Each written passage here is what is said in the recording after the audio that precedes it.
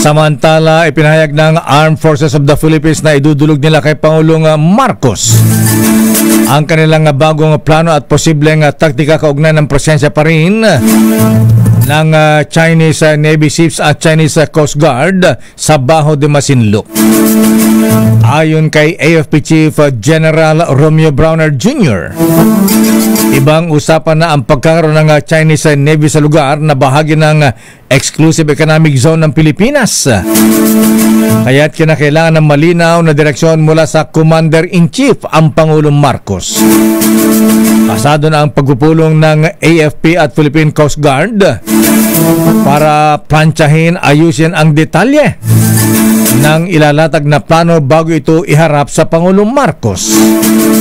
Narito si General Romeo Browner Jr. So hinahayaan natin yung China, pwede tayong magprotesta, pero sa ngayon nandun na yung Navy nila, no? Ibang usapan na yun. So pag-uusapan po namin yung ating pwedeng gawing mga hakbangin at yung mga future na mga tactics.